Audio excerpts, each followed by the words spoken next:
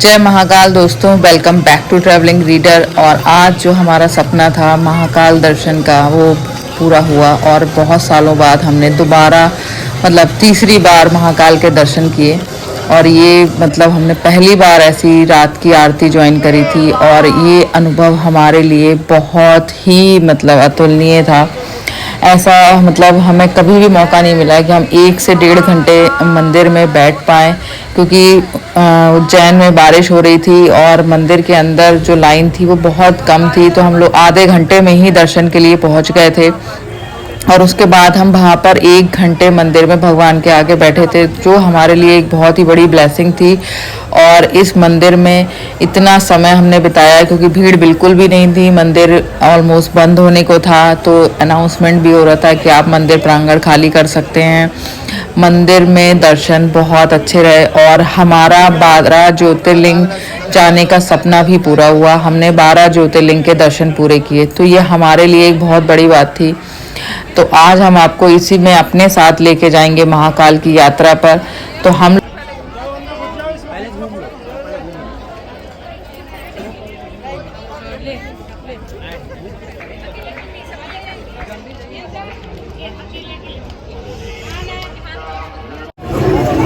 जय श्री महाकाल और महाकाल की नगरी उज्जैन में आपका स्वागत है।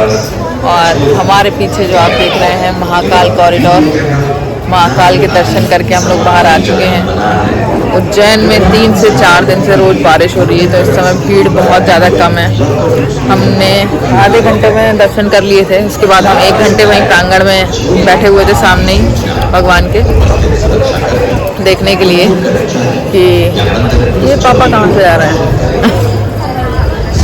तो आपको महाकाल के दर्शन कैसे करने हैं, आपको कैसे आना है, शीघ्र दर्शन कैसे मिलेंगे, क्या बुकिंग करानी पड़ती है, भस्म आरती की बुकिंग कैसे होती है, जो भी आपके क्वेश्चन है वो सारे क्वेश्चन आप पूछ सकते हैं। और अगर आपकी कोई और क्वेरी है तो वो भी आप डाल सकते हैं। इस वीडियो में मैं आगे आपको अपने साथ पूरा लेके जाऊंगी उज्जैन महाकाल के मंदिर तक। और अभी हम कोशिश करेंगे कि सुबह हम भस्म आरती भी ज्वाइन कर पाएँ, और अगर हमने करी तो वो भी मैं इसी ब्लॉग में ऐड करूँगी। तो महाकाल के दर्शन अभी हम 5 या 6 साल के बाद आए हैं। इससे पहले हम 2 से 3 बार आ चुके हैं और आज ही हमारे 12 ज्योतिर्लिंग पूरे हुए और ये वापस से हमने महाकाल के दर्शन शुरू कर लिए। महाकाल हम पहले भी आ चुके थे, तो हमारी 12 ज्योतिर्लिंग की यात्रा आज पूरी हुई है। महाकाल शायद हमारा पहला ज्योतिर्लिंग था किसी समय में, और आज हमने 12 ज्योतिर्लिंग की यात्रा अपनी पूरी की और फिर से महाकाल के दर्शन किए। तो सोचिए कितनी बड़ी ब्लेसिंग है भगवान की, और ये ब्लेसिंग हमेशा बनी रहे और आप सब लोगों के ऊपर भी महाकाल की कृपा यूं ही बनी रहे। सब महाकाल के भक्तों पर उनकी कृपा बनी रहे। तो आपको कैसे दर्शन करने हैं, उज्जैन कैसे पहुंचना है, तो उज्जैन आने के भी बहुत सारे तरीके हैं और अब इंदौर से बहुत अच्छी कनेक्टिविटी हो गई है। तो हम लोग आए हैं ओंकारेश्वर से। ओंकारेश्वर जो इंदौर से सिर्फ 80 किलोमीटर है, तो हमने आज ओंकारेश्वर दर्शन किए थे, इससे हमारे ज्योतिर्लिंग पूरे हुए। और उसके बाद हमने ली थी टैक्सी। आप टैक्सी लेते हैं तो 2.5 से 3 से 3.5 हज़ार रुपये टैक्सी लेती है आपको, क्योंकि 180 किलोमीटर है उज्जैन ओंकारेश्वर से। आप बस से भी आ सकते हैं। बस की कनेक्टिविटी इंदौर के लिए बहुत अच्छी है। हर आधे घंटे पर ओंकारेश्वर से एक बस इंदौर के लिए निकलती है और इंदौर से उज्जैन बहुत ही बढ़िया कनेक्टेड है। और अगर आप चाहें ओंकारेश्वर से आप वापस इंदौर आइए, वहाँ से आप ट्रेन भी ले सकते हैं। और अगर आप दिल्ली साइड से आ रहे हैं, जैसे हम लोग आए हैं, तो दिल्ली से हमने ली थी फ़्लाइट इंदौर की, आप वो भी ले सकते हैं। तो बहुत सारे ऑप्शन अवेलेबल हैं। ट्रेन है जो 10 से 11 घंटे लेती है, तो आप वो भी कर सकते हैं। तो आगे इस वीडियो में मैं आपको सारा बताऊंगी कि आप कैसे महाकाल के दर्शन शीघ्र अतिशीघ्र कर सकते हैं। धन्यवाद। महाकाल आगे मिलते हैं। तो हम लोग पहुंच चुके थे उज्जैन, और उज्जैन की नगरी में आपको जब घुसते हैं तो एक अलग सा अनुभव होता है कि आप आ गए हैं महाकाल की नगरी में। तो महाकाल की नगरी में आप सबका स्वागत है। और जैसा हमने प्रॉमिस किया कि हम आपको मंदिर भी दिखाएंगे और महाकाल के दर्शन भी कराएंगे, तो इस आगे वीडियो में हम आपको पूरा दिखाते हैं। हमने जाके पहले अपना होटल चेक इन किया, तो होटल हमने कुछ ज़्यादा ही अच्छा बुक कर लिया था और हमारी एक्सपेक्टेशन कुछ बहुत ही ज़्यादा थी। लेकिन वो उस एक्सपेक्टेशन से थोड़ा कम निकला, क्योंकि होटल वालों के भी बिल्डिंग 1 और बिल्डिंग 2 कुछ चल रहा था। तो वैसे ठीक था रूम, लेकिन बारिश बहुत ज़्यादा हो रही थी, तो इस वजह से मतलब रास्ते में बहुत ज़्यादा जाम था, क्योंकि इंदौर उज्जैन हाईवे पूरा बन रहा है, तो इस वजह से बहुत ज़्यादा जाम है। आप कभी भी जाएं तो ये सोच के जाएं कि वहाँ पर 4 लेन बन रहा है, क्योंकि अगले महाकुंभ की तैयारी हो रही है उज्जैन में। नेक्स्ट कुंभ 2026 या आई थिंक 2028 में महाकुंभ जो है वो उज्जैन में है, तो उसकी तैयारी चल रही है, पूरा 4 लेन बन रहा है। और ये हमने अपने होटल में चेक इन कर लिया था। आधा 1 घंटा रेस्ट करने के बाद हम लोग वापस रेडी हो रहे थे मंदिर जाने के लिए, क्योंकि हमको ये लग रहा था कि हमें अगर आज दर्शन मिल जाते हैं तो फिर मॉर्निंग में हम आराम से दोबारा भस्म आरती या मॉर्निंग के दर्शन उसमें कर पाएंगे। तो हम लोग यहाँ से निकल रहे थे, लेकिन जो हमें दर्शन हुए मंदिर के अंदर, उसके बाद हमारा दिल इतना खुश हो गया था कि हमने तो सुबह सोचा ही नहीं भस्म आरती के लिए। तो हम लोग अब तैयार हो रहे हैं महाकाल मंदिर जाने के लिए और महाकाल के दर्शन करने के लिए। फिर सुबह भस्म आरती की बुकिंग देखते हैं मिलती है नहीं, क्योंकि वो एडवांस बुकिंग चल रही है आजकल जुलाई और अगस्त की, और हम एकदम अचानक में आए हैं। तो मिल जाए भस्म आरती की बुकिंग, बहुत ही कृपा होगी हमारे ऊपर। अदरवाइज़ अभी हम दर्शन करके आते हैं और सुबह के लिए देख के आते हैं कि कैसे क्या करना है। आपको भी उसी तरीके से बताएंगे कि कैसे आप महाकाल के दर्शन आराम से कर सकते हैं। तो मिलते हैं आपसे। करना चाहते हैं तो मैं बता दूं, भस्म आरती की बुकिंग सिर्फ ऑनलाइन होती है, जो 2 महीने पहले खुलती है एडवांस में, और आपको अपना स्लॉट बुक करना होता है। अगर वो स्लॉट के ऑप्शन आपको मिल जाता है तो फिर आपके पास एक पेमेंट का नोटिफिकेशन आता है, और आप उस नोटिफिकेशन के थ्रू अपना पेमेंट रजिस्टर कर सकते हैं।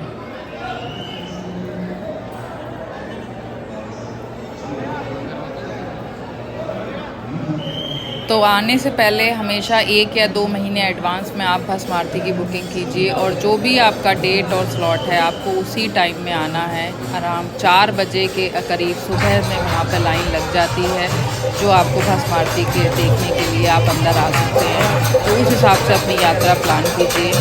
तो उज्जैन में जनरली बहुत ज़्यादा भीड़ रहती है, और हम थोड़ा लकी थे कि उस दिन भीड़ बिल्कुल भी नहीं थी। हम पूरा मंदिर में 1 से 1.5 घंटे बिता पाए, क्योंकि भीड़ बिल्कुल भी नहीं थी। ये हम लोग जा रहे थे अंदर दर्शन के लिए, और बहुत ही अच्छा अनुभव रहा हमारा यहाँ पर दर्शन का। आपको भी हम दर्शन करा पाए अंदर महाकाल के, तो ये मतलब एक बहुत ही अच्छा एक्सपीरियंस था। और हमारा 12 ज्योतिर्लिंग की यात्रा पूरी हुई, और ये हमें यहाँ से एक धागा मिला था जो धर्मेंद्र इनको बांध रहे हैं।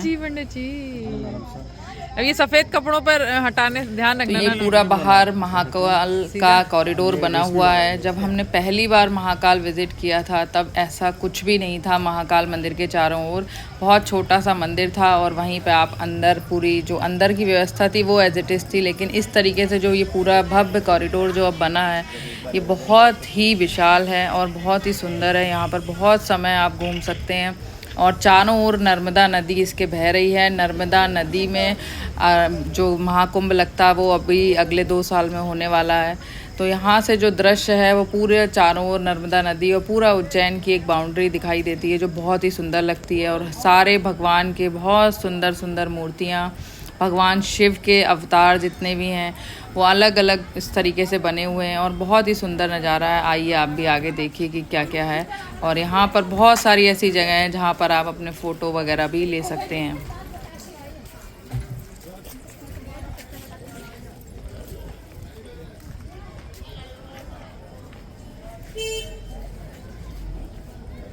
तब तक महान लोग के बारे में जान लेते हैं।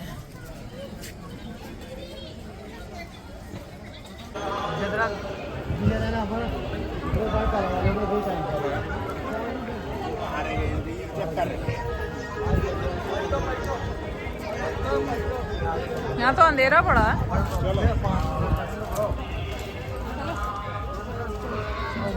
देखें क्या देखने के लिए भीड़ लगी है।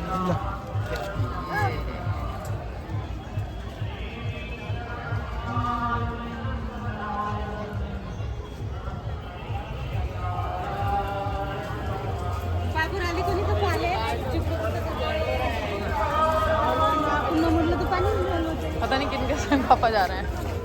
अरे यार इनके संग में बढ़िया बढ़िया फोटो खिंचा लेते हैं। हनुमान जी देखो कितने प्यारे प्यारे बनाए हैं ना धर्मी। संगमरमर के किसके हैं ये? संगमरमर हनुमान जी वहाँ पे निकलेंगे अपन लोग। अब ये पहले सारे भगवानों का एक ले लो। नानू इनकी जरा सिंगल सिंगल मूर्ति ले ले यार।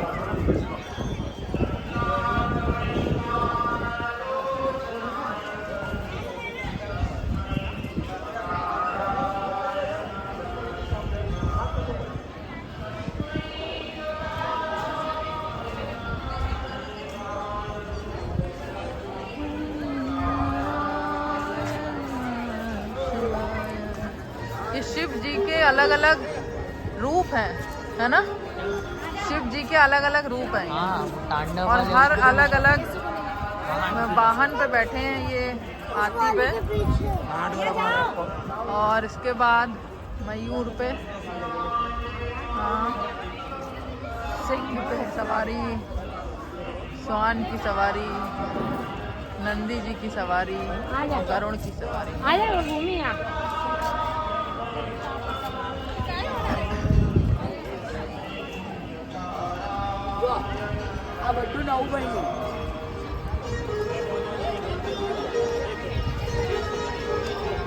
हटाओ ना फिर आप लोग फोटो।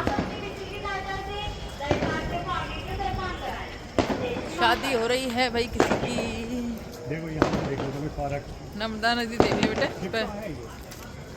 शिप्रा नहीं बेटे, नर्मदा ही है सब जगह। उज्जैन शिप्रा नदी पे बसा हुआ है। चेक करना पड़ेगा भाई। We have to check this out. अरे आज तो पानी बहुत सही है भाई, काफी पानी है। और वो वहां तक फैला हुआ है कॉरिडोर। कहाँ तक भाई? जहाँ जहाँ तक आपको लाइट दिखाई दे रही है। गजब।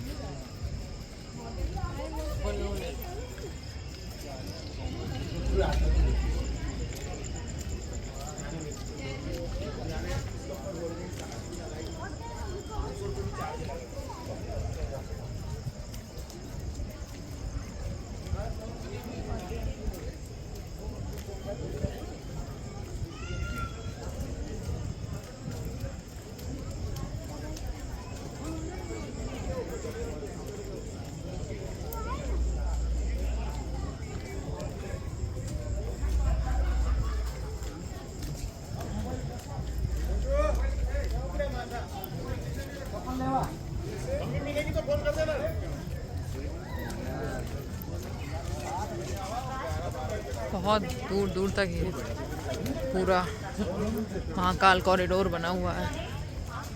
अब अभी बांध रहे हो?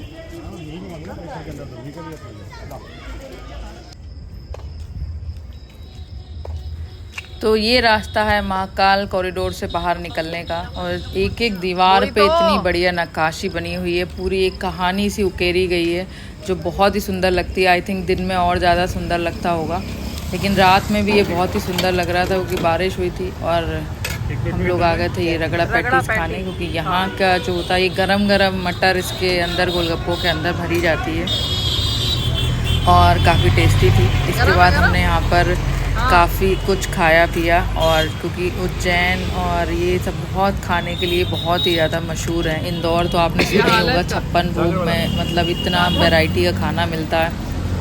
तो ये जो पूरी बेल्ट है इंदौर उज्जैन की, इसमें खाना मतलब बहुत ही अच्छा और शानदार मिलता है। तो इसमें आगे हमने पूरा बहुत समय बाद हम लोग गए थे मध्य प्रदेश में, क्योंकि मतलब काफ़ी साल बाद। तो हमारी जो फेवरेट थे ये हमने यहाँ पे मंगाई थी थाली, और ये इतने टेस्टी थे। अगर किसी ने पहले खाए तो ये आप सोच रहे होंगे ये क्या है, ये कहलाती है बाफला, दाल बाफला कहलाता है। और ये पूरी एक थाली आती है, इसमें दाल, कड़ी, सब्जी, रायता और काफ़ी सारी चीज़ें होती हैं। जो आपको बाफले जो होते हैं ये आटे से बनाए जाते हैं और बहुत ही ज़्यादा यम्मी होते हैं, तो बहुत ही टेस्टी थी।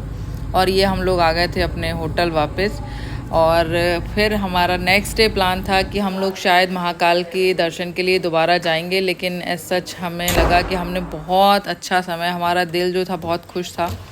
तो हमने नेक्स्ट मॉर्निंग प्लान किया कि हम पूरा बस, हमारे पास शाम की फ़्लाइट थी हमारी, और अगर आपको याद हो तो हिंदुस्तान जो एक वो होने वाली थी इमरजेंसी, मतलब इस पे ट्रायल होने वाला था कि सायरन बजेंगे शाम को 7 बजे, तो ये वही दिन है।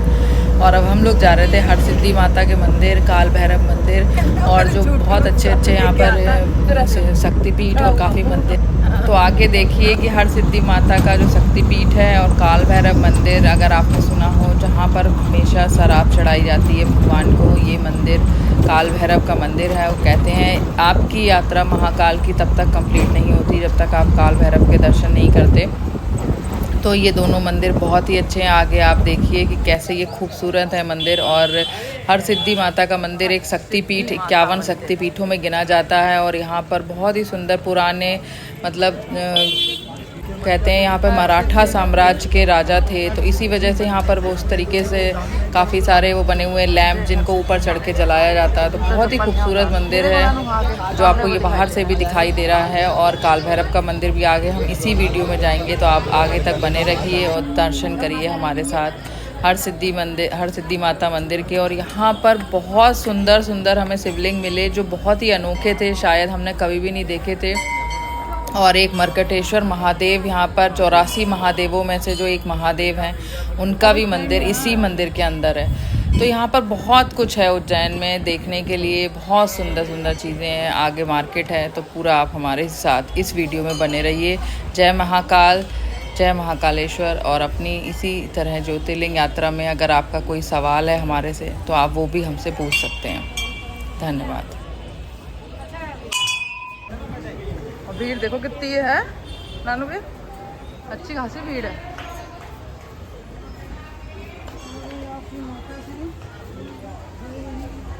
शिव मंदिर, प्राचीन शिव मंदिर, कर्कटेश्वर महादेव।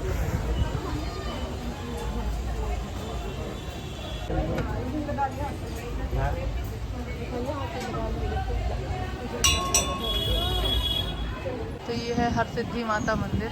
और यहाँ हर रात ये 108 दियो के स्टैंड जो हैं ये जलाए जाते हैं। और एक आदमी खुद इन्हें अपने हाथों से ऊपर तक लौ लगा के आते हैं। हिस्ट्री लिखी हुई है कहीं क्या पढ़े? हाँ, राइट, यू नो दैट। और तुम्हारा फोटो खींचो। हमारे के प्रमुख मंदिर में हरसिद्धि को गणना होती है। मंदिर में महालक्ष्मी एवं महासरस्वती की मूर्तियों के मध्य हरसिद्धि की प्रतिमा सिंदूर से पुती हुई है। इस मंदिर में श्री यंत्र भी प्रतिष्ठित है। सिद्धपीठ माता माना गया है। शिव पुराण के अनुसार दक्ष प्रजापति के यज्ञ में सती को यह कुंड से उठाकर 10 चिट्ठी ले जा रहे थे, सब सती की कोहनी इस स्थान पर गिरी थी। स्कंद पुराण के अनुसार चंड प्रचंड नामक दैत्यों का संहार करने के कारण देवी का नाम हरसिद्धि प्रसिद्ध हुआ और यहाँ भैंसों की बलि दी जाती थी। लोक परंपरा के अनुसार यह सम्राट विक्रमादित्य की आराध्या देवी हैं और 13वीं शताब्दी के ग्रंथों में हरसिद्धि मंदिर का उल्लेख हुआ है, परंतु वर्तमान मंदिर मराठा कालीन है। प्रांगण में स्थित दोनों दीप स्तंभ मराठा शैली में निर्मित हैं। यहाँ वर्तमान बावड़ी के एक द्वार स्तंभ पर संवत 1447 अंकित है। हरसिद्धि मंदिर परिसर में और भी अनेक देवी देवताओं के मंदिर एवं स्थान हैं। उनमें 84 महादेव में से कर्कटेश्वर महादेव का मंदिर भी प्रांगण में है। दोनों नवरात्रियों में चैत्र और अश्विन मास में यहाँ विशेष पूजन और उत्सव किए जाते हैं। और हम जा रहे हैं काल भैरव मंदिर। ये रहा घाट, तो बहुत सुंदर है। मैं लगा रही है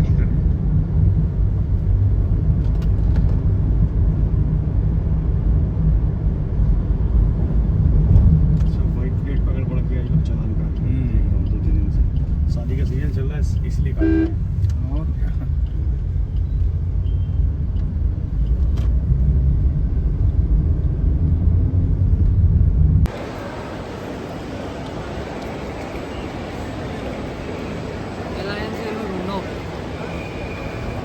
नहीं हो रहा, सेल्फ चेक इन नहीं होगा। चलो एयरलाइन से ढूंढ लेते हैं। इधर नानू भैया ये लगे इधर हैं बहुत सारे।